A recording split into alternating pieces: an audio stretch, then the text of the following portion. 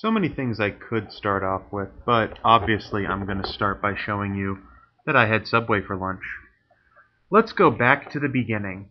Thursday night, I leave Erie, drive to Pittsburgh, and stay in a hotel overnight.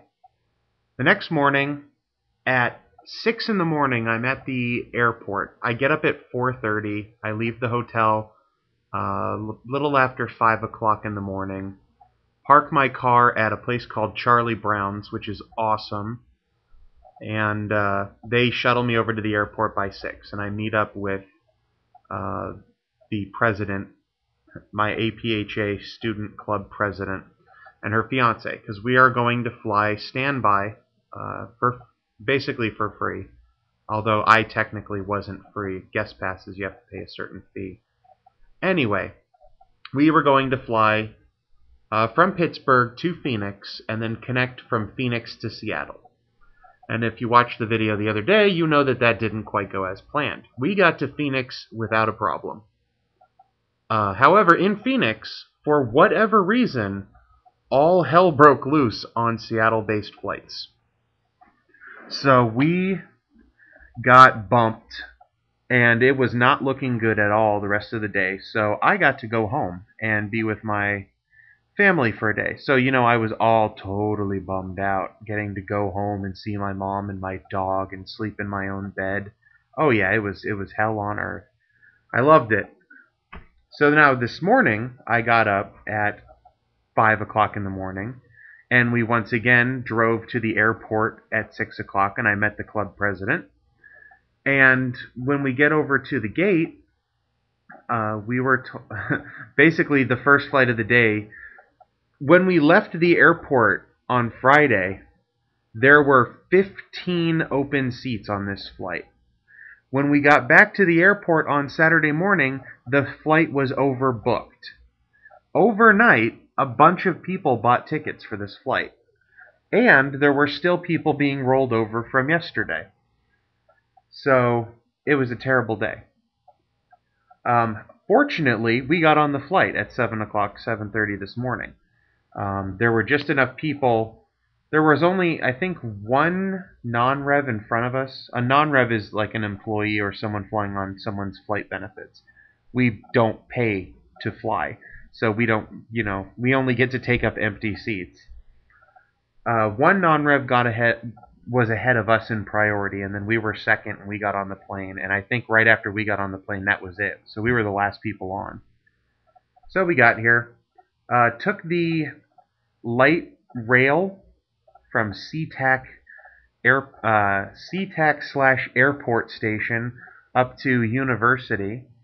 I should have gotten, it was the same price, and actually the ticket was $2.50, I think, and it's the same price to get off at University as it is to get off at Westlake. And Westlake was a little bit closer to my hotel. And while we were riding on this train, the fare police came on. These guys, they're dressed up in, police officer-like uniforms, and it's got fare enforcement written on their patches and on the back of their jackets, and it's just like, oh my gosh, they're going to totally bust you and take you to jail.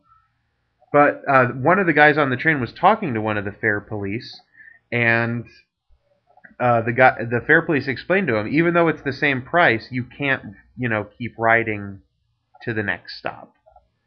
You have to get off at the stop that it states on your ticket. And they kind of do the fares European style. You can, if you're lucky, just not pay, get on the train. There's nothing where you put the ticket in and then have to go through like a turnstile or anything to get into the train. You can just get on the train anytime you want.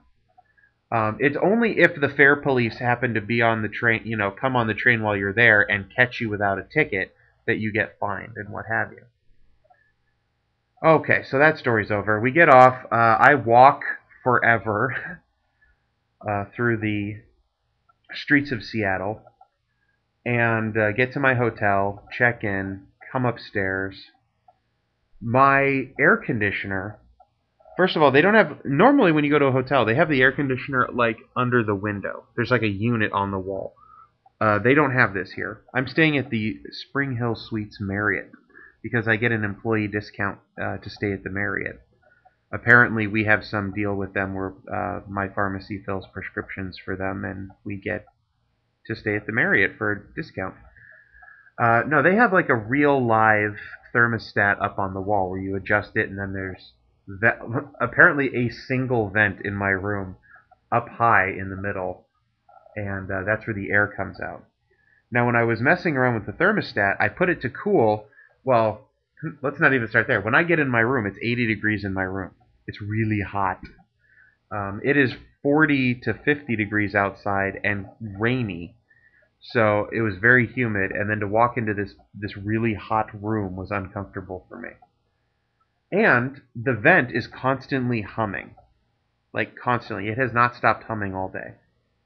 So I go over to the thermostat, and I mess around with it, and I put it to cool, and nothing really happens. There's no change in the hum or anything. I switch it back and forth. I even pull off the cover and go looking at the inner workings, trying to figure out what I need to do to fix this.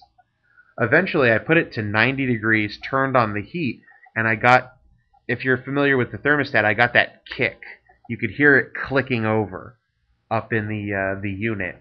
And then I switched it back to cool, and it stayed clicked, and a little bit later, cold air started to come out of the vent, and it's been going the entire time. And I've had to turn the temperature in the room way down to like almost 60 degrees, because where the vent is it. If you were watching TV on the couch in my room, the vent would be just perfect. But where the bed is, the vent is not so perfect. Anyway, I check into my hotel, I fix the air conditioning, I change clothes.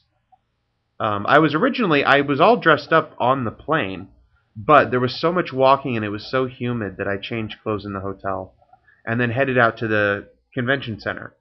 But on my way there, I stopped to eat, and obviously, I stopped at Subway.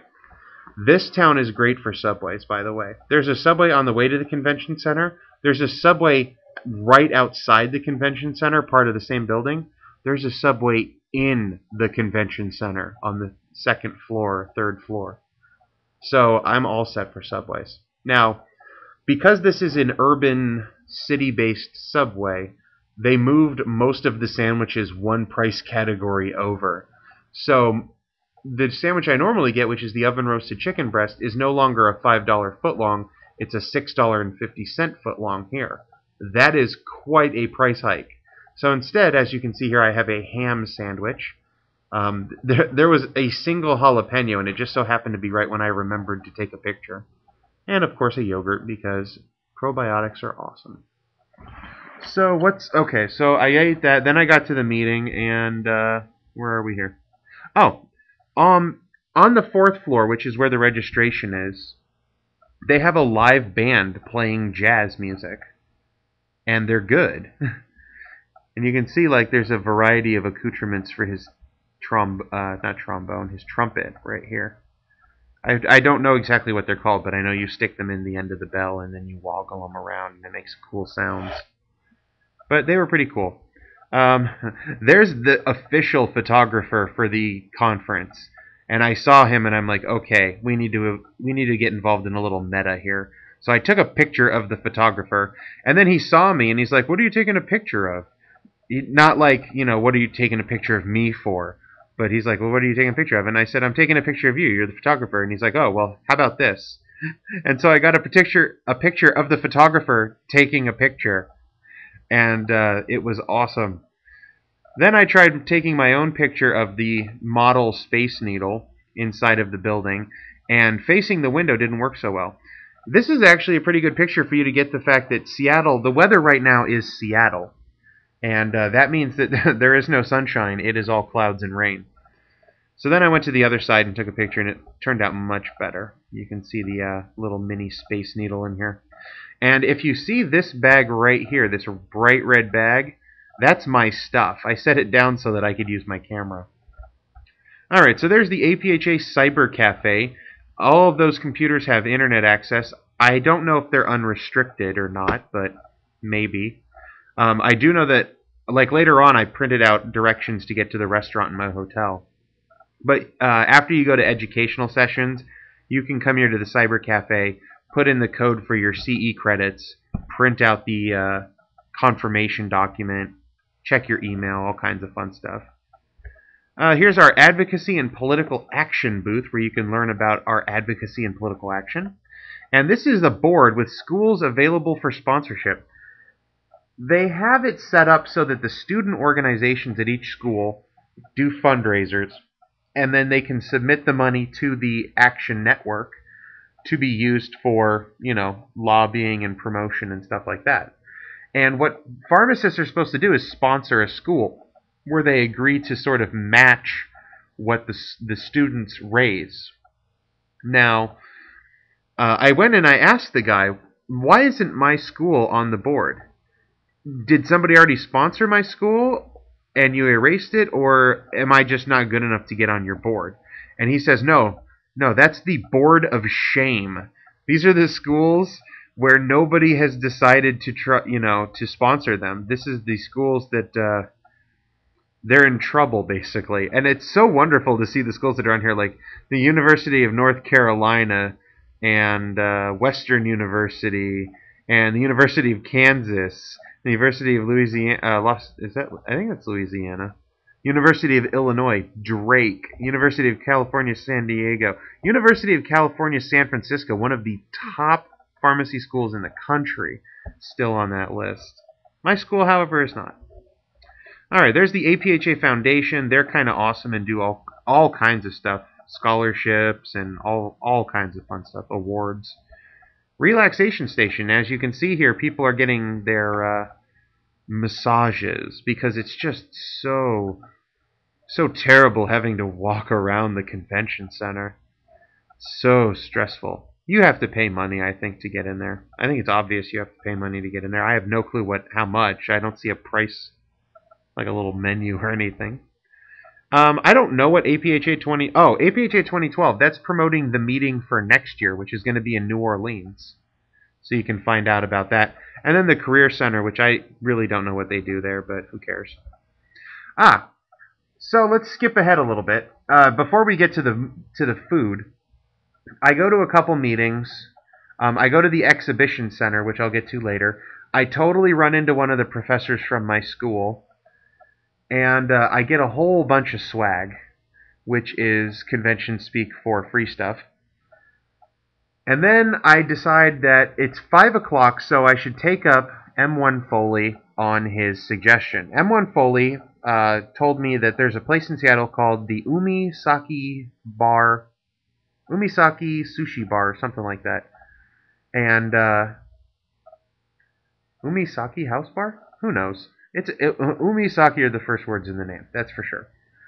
And they have sushi. And so I went, and he told me happy hour is like from 4 to 6, and so go then. And like a total idiot, I went there during happy hour and then didn't order anything on the happy hour menu.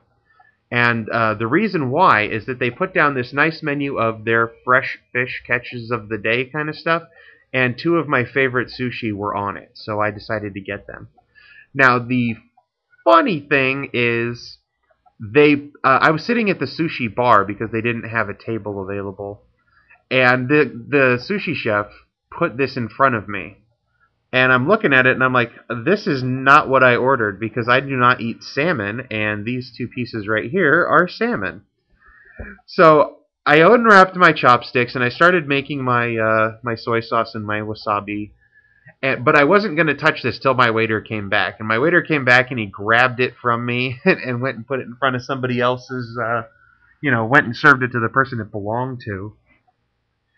And then he came back and I told him, it's like, I didn't think that was mine, so I didn't want to eat it till I got confirmation.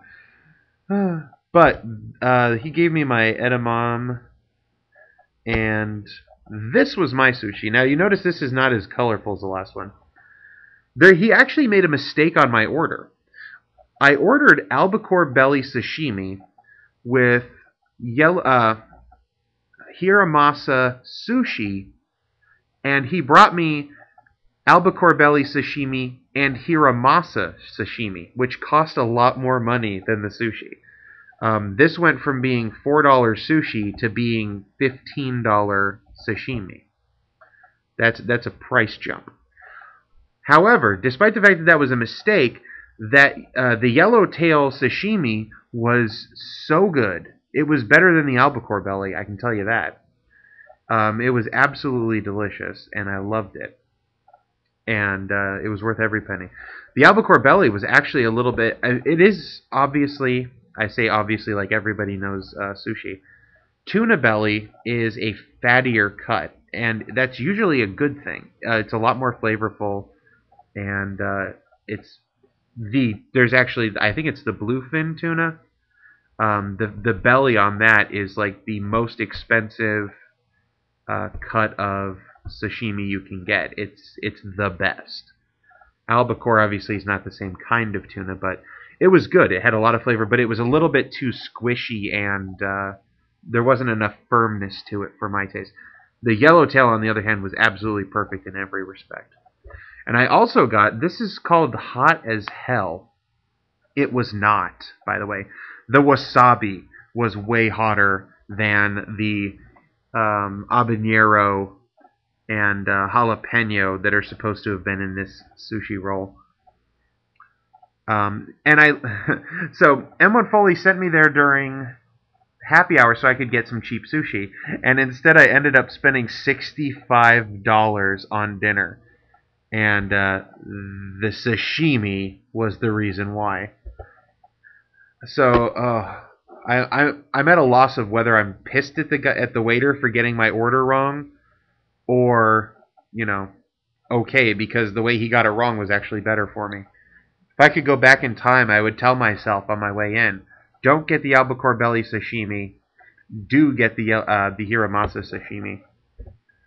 So I'm walking back to my hotel from the restaurant because I have all of my swag, a huge heavy bag of swag, my swag bag, and I need to drop it off before I head back to the convention center. And as I'm walking, I see this Wexley School for Girls, and I'm looking and I'm like, well, actually, it kind of makes sense.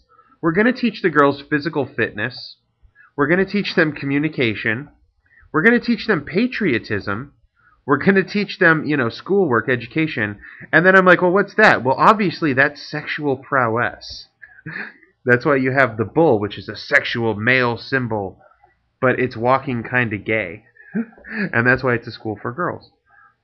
And then there was a bird, a gull. It was really close by me. I had to walk like, I think, 2 feet to get the shot this close. And then, for anybody who's been to Seattle, if you're going up First Avenue and you hit Bell, and then you go down Bell all the way 2nd, 3rd, 4th, all the way to 8th or 9th Avenue, and then Denny Way. Denny Way cuts across. Go up Denny Way, and you will encounter this street. I know that this doesn't look too angled, but it's really angled. And in fact, if you notice the line here, this is supposed to be parallel to like the normal ground level, and you can see that it's kind of actually at a little bit of an angle itself. So this is a steeper angle than it even looks at right now. And then this is the view from the top. This is a flat road, and then it comes way up on this side. If you look at it, it looks like it's a dip, like it's a half pipe kind of arrangement. But no, that's all flat road going into the distance, and this is the giant steep hill where you're walking at such an angle you feel like you would be just as good crawling. This man is Dr. Daniel Hussar from the University of Sciences in Philadelphia. He is the man. I saw him speak when I went to the APHA conference last year. I had never been to a pharmacy conference before, and the very first person that I heard speak was this man. He reviews all of the new drugs from last year and goes over them, how they work, what their advantages and disadvantages are compared to other drugs, and then he gives them a grade based on how he thinks they fit into the overall, therapy. And he's awesome. And I went again to make sure I could get to this man's presentation. He presented it on Friday, where I would have seen it the first time if I had made it to Seattle. And I was so happy that he has a second presentation. And I took so many notes. He gives you a giant packet that describes every drug, 1 page or more on each drug. And I'm sitting there just underlining tons of key points, and he talks. He has so much extra knowledge that I'm taking notes in the blank space on the side of the page too. He's super cool, and I wanted to ask him afterwards. He's like, "I'll take any questions," and I wanted to go up and say, "How do I become you in 5 to 10 years?" Because that would just be, cool. And then this is my hotel room. This is the kitchen and home office. That is the family room with my clothes kind of piled up in the corner there. My television. My bed with my not swag bag on it. And setting the vision for a stronger tomorrow. APHA 2011 annual meeting and exposition. I got a free APHA 2011 lapel pin from Geico. And this, I took some pictures of my swag, but this is like the government sponsored swag. The American Association of Colleges, no, what was it? ACPE, what is that? I don't know. It's basically pharmacy education. They're the ones that accredit continuing education credits. And then the NABP, which is the National Association of Boards of Pharmacy, got together to create a CPE monitor so that all the pharmacists in every state can go to one central location to log their continuing education hours, and all the boards of pharmacy who require you to have a certain amount of continuing education to retain your licensure can just go to that one central database to check it, rather than having to check all these different websites and all these different programs. I have a test on vaccinations when I get back, and I told the guy at one of the booths, I have a test on vaccinations when I get back. And so he gave me all kinds of stuff on vaccinations. He was so happy for me to have all of this stuff. And this is a needleless syringe, basically. The technology has existed for, I think he said 60 years, 70 years, since the 1940s. The Army came up with this. And basically it uses a high-pressure system to kind of just shoot the liquid through your skin. And I asked the guy, I had basically two questions for him. One was, do patients complain, what do patients say about the pain? And he says that he's heard that it's either less than or equal to a needle, but he's never heard anybody say that it hurt more than a needle. And then the other thing was if they had done any bioavailability studies. Had they done any studies to show that the same amount of drug gets into your body using this as using a needle? And that's when he brought up the point that this thing has been around since the 40s, and yes, they've been doing vaccinations and all kinds of stuff with this technology since then. They have a patent on their particular injection system. The original injection system that the Army used was reusable cartridges for the injection, whereas theirs are disposable. So you draw up the stuff, just like a needle, you draw the stuff up, inject it, and then get rid of the syringe. This, you get rid of the syringe, but you get to keep the injector, and it has like a little CO2 cartridge in it that does the action. There's another group that has basically the exact same thing, but it's a different group. I saw them last year. I'm going to go talk to them tomorrow at the exposition. They're pharmaceutical compounding, International Journal of Pharmaceutical Compounding. They were at the exposition. I spoke to them a little while because I'm in my compounding elective. I went to the exposition while they had the opening general assembly for the APHA ASP, which is the Academy of Student Pharmacists. That meant that almost all of the students were sequestered away in a building somewhere. So I went to the exposition so that anybody who was there would think that I'm not a student, because then you get to talk to them a little bit longer. The U.S. Department of Health and Human Services had a booth about alcohol abuse here. So I grabbed these. These are like articles. Developmental perspective on underage alcohol use, alcohol and other drugs, alcohol research, a lifespan perspective. I haven't read any of them, but I will read all of them. And I'm going to go back there later too. I got to the exposition like around 1 o'clock, and they close at 3. And around 2:30, the lady that was in charge of this booth was already packing everything up. This was kind of cool. The National Institute of Health has a dietary supplement like research conglomerate thing. They have it set up in PubMed, which is an awesome place to get articles on pharmaceutics, so that if you choose this, only dietary supplement articles will appear in your search, which is very helpful.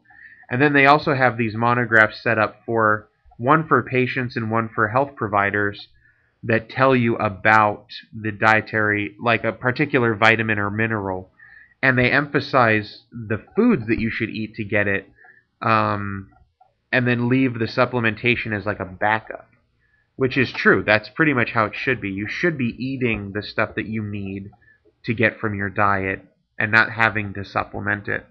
And then we're back to my food.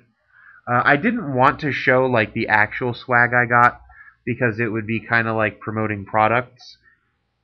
But I will say one thing, and that's Xanafel.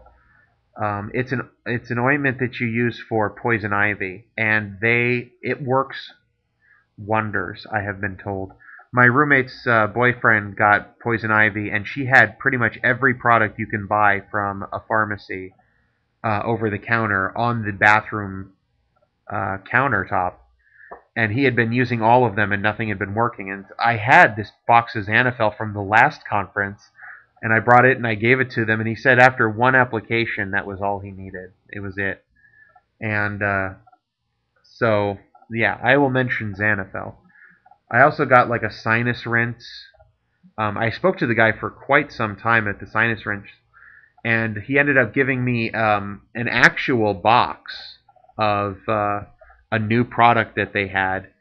They hadn't quite released it yet. Actually, I think they released it to one pharmacy chain, but that was it. So he gave me a saleable product, and then he also gave me physician samples of the product so that I can have people try it out.